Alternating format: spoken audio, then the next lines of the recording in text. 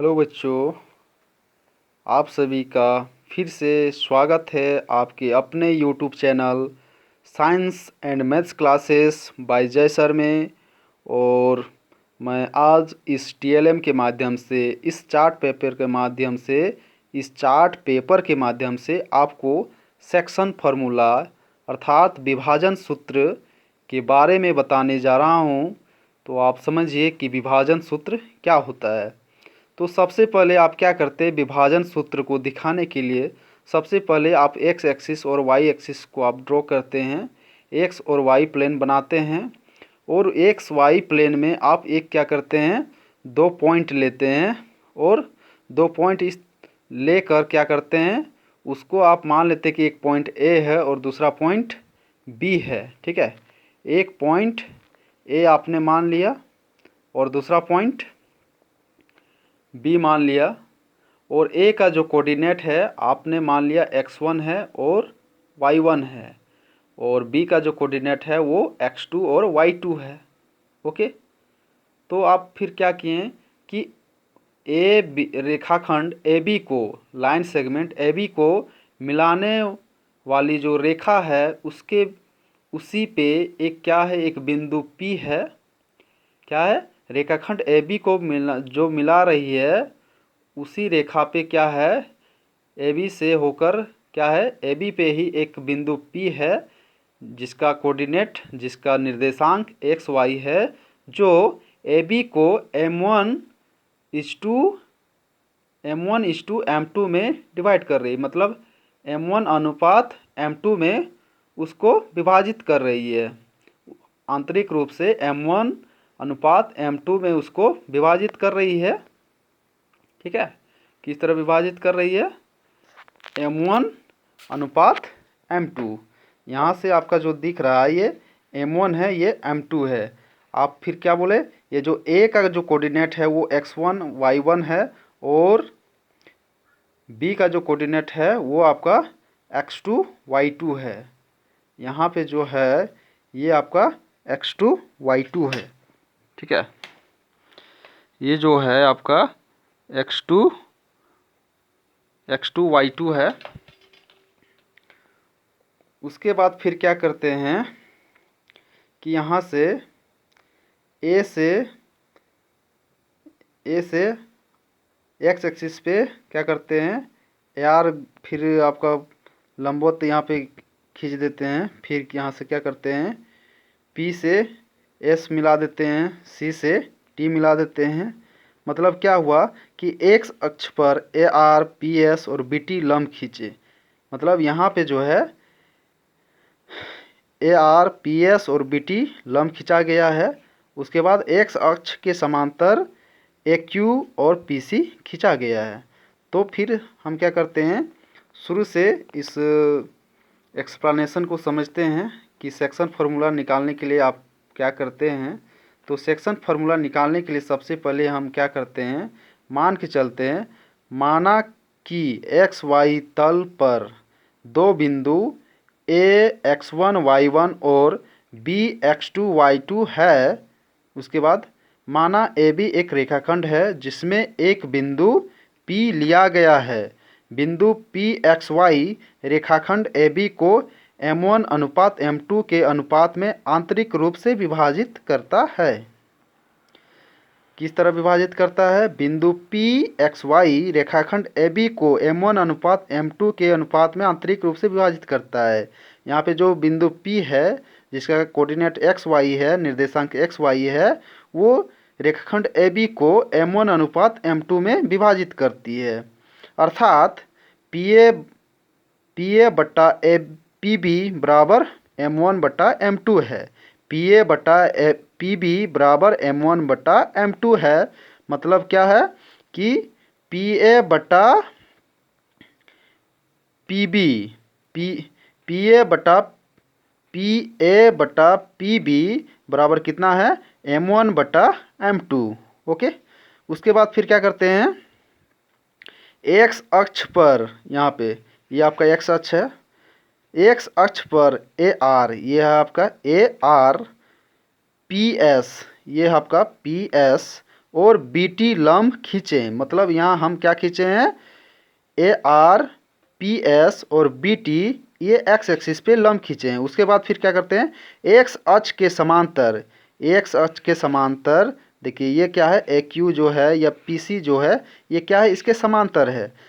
X अक्ष के समांतर ए क्यू और पी सी खींचा, तब ए समरूपता कसौटी से, ए समरूपता कसौटी से त्रिभुज पी ए क्यू आपका जो है ये पी ए क्यू और त्रिभुज बी पी सी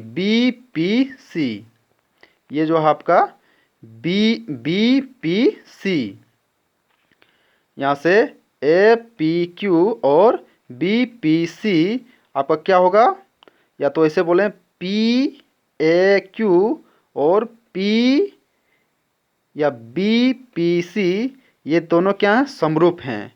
तो किस कसौटी से, किस नियम से हैं, ये तो यह है ए समरूपता कसौटी से। तो देखिए आपका ये आपका 90 डिग्री होगा, ये भी आपका 90 डिग्री होगा, ठीक है।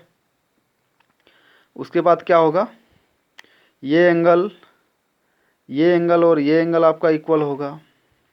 इस तरह से क्या है कि ये ए कसौटी से आपका ये त्रिभुज पी ए क्यू और बी पी सी समरूप हैं।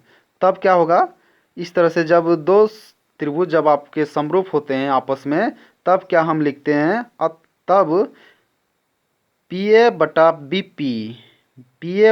पी मीन्स पी ए बटा बी पी बराबर ए क्यू बटा पी सी। मतलब इनके जो कोरस्पोंडिंग साइड्स होंगे वो भी क्या होंगे, ये प्रोपोर्शन में डिवाइड होंगे, सेम प्रोपोर्शन में डिवाइड होंगे। तो पी ए बटा B P equal to A Q बटा P C equal to P Q बटा बी सी। इक्वेशन 1 मान लिए, इसको समीकरण 1 मान लिए। उसके बाद फिर क्या करते हैं, इन सब का आकृति से इस फिगर में जो सब का कोऑर्डिनेट हम दर्शा दिए हैं कि ए का जो कोऑर्डिनेट है x1 y1 है और ये बी का जो कोऑर्डिनेट है x2 y2 है। और यहाँ से हम क्या कर रहे हैं, ये आपका जो है ये y1 है, ये आपका क्या है y1 है, ये जो कोऑर्डिनेट है आपका y1 है। फिर क्या करते हैं, यहाँ फिगर से जो है पी ए, तो पी ए का जो डिस्टेंस है वो कितना है, पी ए देखिए यहाँ से पी ए जो है यहाँ से देखिए ओ एस माइनस क्या होगा ओ आर, यहाँ तक जो है ये ओ एस है और यहाँ से कितना है ओ आर है। तो यहाँ से क्या हो जाएगा, यहाँ तक हो गया आपका x और x में से फिर घटा दिए यहाँ तक हो गया x1, तो ये हो गया x माइनस x1। और फिर क्या हो गया PC के लिए आपका हो गया PC, ये आपका है, तो यहाँ से PC के लिए हो गया TO माइनस SO। तो कितना हो जाएगा ये, या तो इसे OT माइनस OS। तो ये डिस्टेंस आप निकाल रहे हैं PC, तो क्या हो गया OT माइनस OS। तो ये डिस्टेंस कितना आएगा, यहाँ से आएगा x2 माइनस x आया। इसी तरह से आप क्या लिखें, PQ के लिए क्या आएगा वैल्यू, आपका PQ कहाँ है, ये है आपका PQ। तो PQ के लिए आपका इधर से क्या होगा, ये y एक्सिस के लिए डिस्टेंस आएगा। तो यहाँ तक है आपका y और यहाँ तक है y1। तब क्या होगा, यहाँ से आप PQ का डिस्टेंस निकाल रहे हैं, तो इसके लिए क्या हो जाएगा, यहाँ तक हो जाएगा आपका y माइनस y1। ये पूरा y है और यहाँ तक आपका y1 है। तब क्या होगा, यहाँ से y माइनस y1 हो जाएगा। इसी तरह से उसके लिए फिर हो जाएगा y, किसके लिए, BC के लिए जो है, BC कहाँ है, यहाँ पे है। और यहाँ से लेकर यहाँ तक का जो दूरी है आपका इधर y एक्सिस के लिए वो कितना है y2 है, और यहाँ तक है आपका y। तब क्या हो जाएगा y2 माइनस y। तब इस तरह से क्या मिलेगा आपको, इस तरह से हम क्या करेंगे, इतना बराबर इतना, मतलब m1 बटा m2 equal to x minus x1 बटा x2 माइनस x लिख सकते हैं। उसके बाद फिर क्या लिख सकते हैं, तो यहाँ एक बार इतना लिख दिए m1 बटा m2 equal to x minus x1 बटा x2 माइनस एक्स, और m1 बटा m2 बराबर y माइनस y1 बटा y2 माइनस y। मतलब यहाँ से इतना को इसके साथ इक्वल कर दिए, फिर इसको इसके साथ इक्वल कर दिए, तो आया आपका इस तरह से। तब फिर क्या करते हैं, इसको जब आप सॉल्व करते हैं तो x का जो वैल्यू मिलता है, मतलब p कोऑर्डिनेट में x का जो वैल्यू मिलता है वो कितना मिलता है, m1 x2 plus m2 x1 बटा m1 प्लस m2। फिर y के लिए क्या वैल्यू मिलता है, जब यहाँ से जब हम y का वैल्यू कैलकुलेट करेंगे, y के वैल्यू को हम फाइंड करेंगे, तो क्या मिलेगा, y का वैल्यू मिलेगा m1 y2 plus m2 y1 बटा m1 प्लस m2 प्राप्त होता है। मीन्स क्या बोले, अब m1 बटा m2 बराबर x माइनस x1 बटा x2 माइनस x, और m1 बटा m2 बराबर y माइनस y1 बटा y2 माइनस y लेने पर हमें x बराबर m1 x2 plus m2 x1 बटा m1 प्लस m2 और y बराबर m1 y2 plus m2 y1 बटा m1 प्लस m2 प्राप्त होता है। अतः रेखाखंड AB को m1:m2 m1 अनुपात m2 के अनुपात में आंतरिक रूप से विभाजित करने वाली बिंदु पी एक्स वाई के निर्देशांक हैं। तो पी वाई के निर्देशांक क्या हैं, पी वाई के निर्देशांक हैं m1 x2 plus m2 x1 m1 बटा में m1 प्लस m2, और यहाँ पे कोमा है m1 y2 plus m2 y1 बटा m1 प्लस m2। और इसे ही हम क्या कहते हैं, इसे ही हम सेक्शन फार्मूला बोलते हैं इंग्लिश में, और हिंदी में बोलते हैं आप विभाजन सूत्र। ओके, इसे ही हम क्या कहते हैं, विभाजन सूत्र। ओके, तो ये आपका हो गया विभाजन सूत्र। विभाजन सूत्र के लिए जब हम कोई भी बिंदु के लिए जब हम कोऑर्डिनेट निकालते हैं, कोई अगर क्या बोलते हैं, अगर कोई रेखाखंड के बीच में अगर कोई एक बिंदु दिया हुआ है और वो जो बिंदु है उस रेखाखंड को अगर कुछ अनुपात में अगर डिवाइड कर रहा है, कुछ अनुपात में विभाजित कर रही है, तो उसके लिए जो हम कोऑर्डिनेट जो निकालते हैं उसका फॉर्मूला है m1 x2 plus m2 x1 बटा m1 प्लस m2। ये x कोऑर्डिनेट हो गया, x का वैल्यू हो गया x कोऑर्डिनेट, और ये हो जाएगा आपका y coordinate m1 y2 plus m2 y1 बटा m1 प्लस m2, और इसे ही हम क्या कहते हैं, विभाजन सूत्र कहते हैं, इंग्लिश में बोलते हैं सेक्शन फार्मूला। ओके, तो बच्चों यहाँ तक आपका हो गया सेक्शन फार्मूला। Thank you.